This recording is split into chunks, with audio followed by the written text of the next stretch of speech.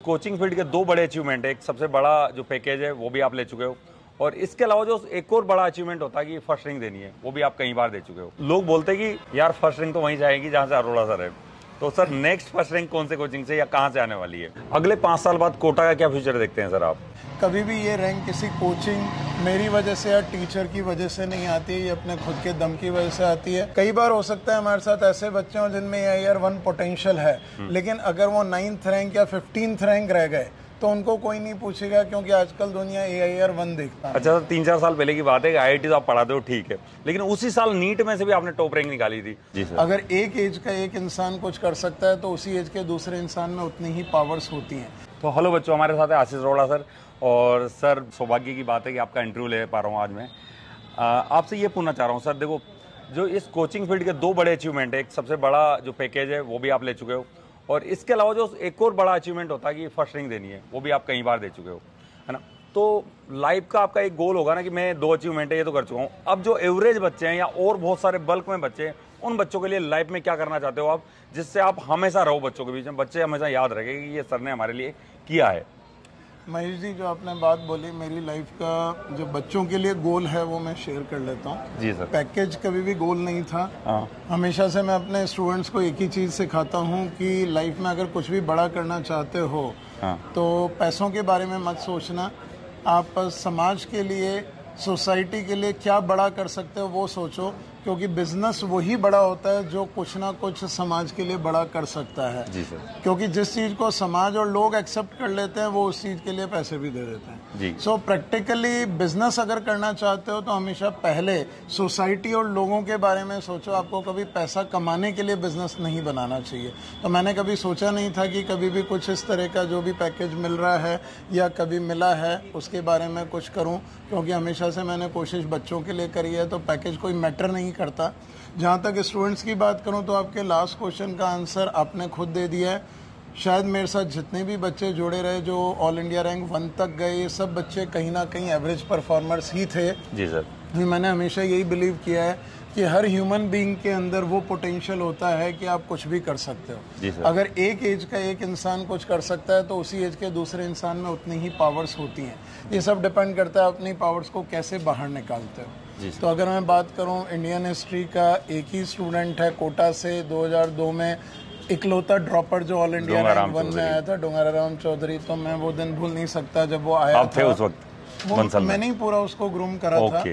और जो पूरे साल 2002 में उसने अपना डेवलपमेंट किया। बंसल क्लासेस में था मैं जी। और बंसल सर के साथ, मेरे साथ जब वो मेरी क्लासेस में रहा, वो इतना सीधा और सच्चा बच्चा था कि अपनी मेहनत करके स्टेप बाय स्टेप आगे बढ़ता गया। और उसका गोल सिर्फ इतना सा था कि उसे एक IIT में सेलेक्ट होना है। जी सर। और ईमानदारी से उसने मेहनत करी और हर छोटी से छोटी चीज़ को, हर पहलू के ऊपर कई बार मेहनत करी, रिपीट करा चीज़ों को। उसका कभी गोल नहीं था कि टॉप 10 या टॉप 100 में आना, उसको IIT में जाना था। जी सर। और वो मेहनत करते करते अपने आप से कॉम्पीट करके इतना आगे आ गया कि उसे पता ही नहीं चला कब दुनिया पीछे छूट गई। सो एक्चुअली ये एग्जाम्पल मैं इसलिए कोट कर रहा हूँ कि एवरेज परफॉर्मर कोई नहीं होता। आप अगर अपने आप से कॉम्पीट करने लग जाओ और हर दिन अपने अंदर कुछ नया जोड़ते चले जाओ और एक डर दिल में हो कि ये छूट रहा है, वो छूट रहा है, और चीज़ों को मैनेज करते चले जाओ, तो शायद हर बच्चा ऑल इंडिया रैंक 1 तक पहुंच सकता है। डोंगराराम चौधरी ने ये साबित किया। फिर 2016 में अमन बंसल जो 10th में NTSC स्टेज 1 भी क्वालिफाई नहीं कर पाया था, उसने अपनी जर्नी आगे बढ़ाई। लंबी बातें भी नहीं करेंगे। मैं सिर्फ ये कहना चाहूँगा कि बच्चे अपनी मेहनत से, अपने दम पे, जिनके अंदर आग लग जाती है, वो कुछ भी हासिल कर लेते हैं। कभी भी ये रैंक किसी कोचिंग मेरी वजह से या टीचर की वजह से नहीं आती है, ये अपने खुद के दम की वजह से आती है। मैं तो यही कहूँगा कि एवरेज परफॉर्मर में आग लग जाए तो वो अपने टीचर्स को, मेंटर्स को, हमें एज अ वेपन, हथियार या टूल्स की तरह से यूज़ करने लग जाएं, तो आपको सिर्फ अपने हथियार को चलाना सही तरीके से आना चाहिए। बड़ा हथियार होने से लड़ाई नहीं जीती जाती। जी सर। सर मेरा नेक्स्ट क्वेश्चन ये है कि पिछले 10-15 साल से मैं आपको फॉलो कर रहा हूँ, देख भी रहा हूँ, सुन रहा हूँ आपके बारे में। तो लोग बोलते हैं कि यार फर्स्ट रैंक तो वहीं जाएगी जहाँ से अरोड़ा सर है। तो सर नेक्स्ट फर्स्ट रैंक कौन से कोचिंग से या कहाँ से आने वाली है? महेश जी, मैं फर्स्ट रैंक के बारे में कभी कमेंट नहीं करता, ऑल्दो फर्स्ट रैंक को हमेशा मैं मोटिवेट करने के लिए यूज़ करता हूँ।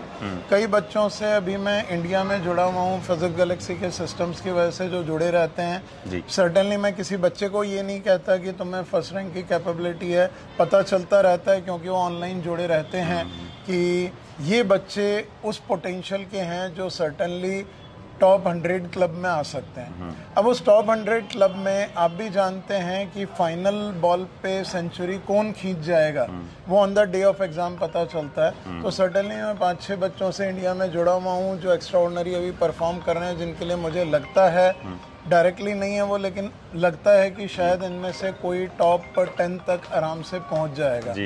बट इसके अलावा इंडिया में शायद कई बच्चे ऐसे होंगे जिनसे हम नहीं जुड़े हुए, क्योंकि लिमिटेड बच्चे जो डायरेक्ट जुड़ते हैं मैं उन्हीं से जुड़ता हूं। मैं आगे बढ़ के कभी स्टूडेंट्स को कनेक्ट मैंने लाइफ में नहीं किया है। बच्चे ढूंढते हुए पहुंचते हैं, कनेक्ट करते हैं।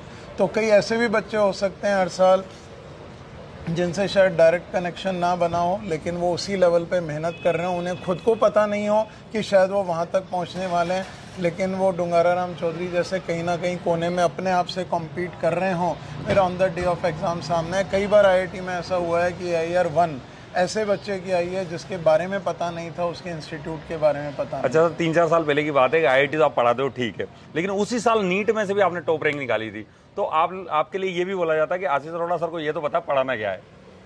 मैं यही कहूँगा महेश जी कि IIT या नीट मैटर नहीं करता। अब मैं अगर यहाँ पे कहूँ कि मैं ऐसे बच्चे का भी मेंटर रहा हूँ जिसने क्लैट में, लॉ में ऑल इंडिया रैंक 1 हासिल करी है, तो शायद यहाँ पे हमारे ऑडियंस के लिए इररिलेवेंट होगा। लेकिन प्रैक्टिकली मैं ये कहूँगा कि ऑल इंडिया रैंक 1 या टॉप 10 या एक्स्ट्राऑर्डिनरी करियर की बात करें तो मेरा फोकस सिर्फ ये रहता है कि बच्चे के ट्रू पोटेंशियल को बाहर निकालना। जितने भी बच्चे मुझसे ऑफलाइन में जुड़े रहते हैं वहाँ मैं बच्चों से पुश करता हूँ, ज़बरदस्ती करता हूँ, क्योंकि ऑनलाइन में हम पुश नहीं कर सकते, सेल्फ डिसिप्लिन चाहिए होता है। कई ऐसे बच्चे हैं जो टॉप 10 तक गए मेरे सिस्टम को फॉलो करते हुए, मेरे डायरेक्ट ऑफलाइन सिस्टम में नहीं थे, जिनके बारे में मैं डायरेक्ट नहीं कहता, लेकिन बच्चे के पोटेंशियल को अगर बाहर निकाला जाए तो लाइफ के किसी भी मुकाम पे वो पहुंच सकता है। अभी कुछ साल पहले ही मेरे कुछ स्टूडेंट मुझसे मिले जिन्होंने US में एक सिलिकॉन वैली में कंपनी बनाई जिसको 700 करोड़ में सेल कर दिया, और फिर आके बोला कि सर आपके ही तरीके हम आखिर तक फॉलो करते रहे। तो वो जो लेवल है, सैकड़ों करोड़ तक का लेवल पहुंचना, वो अपने आप में AIR 1 से भी बड़ा लेवल होता है। तो अल्टीमेटली मेंटरिंग के तरीके अगर बच्चे फॉलो करता है तो मैं क्रेडिट नहीं लूँगा। मैं तो ये कहूँगा हमने सिर्फ एक काम किया है कि जिस रीज़न से बच्चा फेल होता है उस रीज़न को पकड़ के आने वाली जनरेशन में से उस रीज़न को एलिमिनेट कर दिया। करते करते वो फेलियर रीजन्स एलिमिनेट हुए तो अल्टीमेटली सक्सेस रीजन्स एलिवेट होते चले गए। तो यहाँ पे नीट या JEE मैटर नहीं करती है। कई बार हो सकता है हमारे साथ ऐसे बच्चे हों जिनमें AIR 1 पोटेंशियल है, लेकिन अगर वो 9th रैंक या 15th रैंक रह गए तो उनको कोई नहीं पूछेगा, क्योंकि आजकल दुनिया AIR 1 देखती है। जबकि ज्यादा फर्क नहीं होता उन बच्चों के बीच में, सब बराबर एक आध क्वेश्चन का टॉप 100 क्लब में कोई बड़ा डिफरेंस नहीं है। आप सही कह रहे हैं। तो वो मेरे लिए तो 15th रैंक आया हो चाहे 150th रैंक आया हो, मेरे लिए तो दिल में वो ऑल इंडिया रैंक 1 ही है। हम उसको भी वैसे ही सेलिब्रेट करते हैं जैसे AIR 1 को करते हैं। सही बात। तो वो on the day of exam matter करता है। हम सब अपने अपने प्रोफेशन में मेहनत करते हैं, तो हम अपने अंदर अपने दिल में बेस्ट करें। अपने जिस भी प्रोफेशन में उसमें अपने आप से बेटर करें, दुनिया की परवाह करके हम नहीं करते। बस सबसे बड़ी चीज़ वही है। मेरा लास्ट क्वेश्चन और है सर, अगले 5 साल बाद कोटा का क्या फ्यूचर देखते हैं सर आप? 5 साल बाद की अगर मैं बात करूं तो इंडिया में बहुत सारे एजुकेशन सिस्टम में चेंजेस आ रहे हैं जी। मैं हमारी जो मिनिस्ट्री ऑफ एजुकेशन है वहाँ पे भी काफ़ी कनेक्टेड रहता हूँ कि किस तरह की चीज़ें चल रही हैं, पता चलती रहे तो हम आने वाली स्ट्रेटजीज बनाते रहें जी। सबसे बड़ी चीज़ कोटा में आज सबसे ज़्यादा ज़रूरत है एजुकेशन सिस्टम के चेंजेस को अडॉप्ट करने की। जी सर।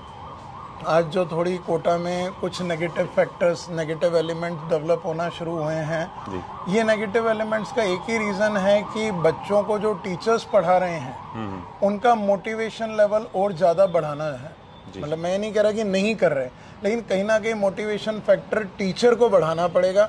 जब भी एक टीचर किसी बच्चे को कहता है तुम्हारे बस का नहीं है, तो कहीं ना कहीं मेरे अंदर वो एक एंगर फैक्टर आ जाता है कि एक टीचर में इतना लेवल नहीं होता कि वो बच्चे को ये कह सके कि उसके बस का नहीं है। बस का तो हर किसी के है जी। तो ये वाले फैक्टर्स पूरी तरह से एलिमिनेट हो जाने चाहिए कि तुम्हारे बस का नहीं है। अगर आप कम कर पा रहे हो, इसका मतलब आपके पास इतना टाइम है, इतनी चीज़ें कि आप इससे कई गुना ज़्यादा कर सकते हो। तो 5 साल बाद एजुकेशन सिस्टम के चेंजेस बहुत ज़बरदस्त लेवल पे इम्प्लीमेंट होंगे। तो कोटा को अपने एजुकेशन सिस्टम्स, पॉलिसीज़ उसी के साथ अलाइन करके चेंज करनी पड़ेंगी। और जो जो सिस्टम्स उसके साथ चेंज होते जाएंगे वो कोटा को और बड़ा करते चले जाएंगे। लेकिन अगर कहीं पे कोई ये सोचता है कि हम जो कर रहे हैं एजुकेशन सिस्टम सेकेंडरी है, हमारे तरीके बेटर हैं, तो वो गलत हो जाएगा। जी जी। वैसे आपको क्या लगता है, ग्रोथ पे जाएगा कोटा या स्टेबल रहेगा?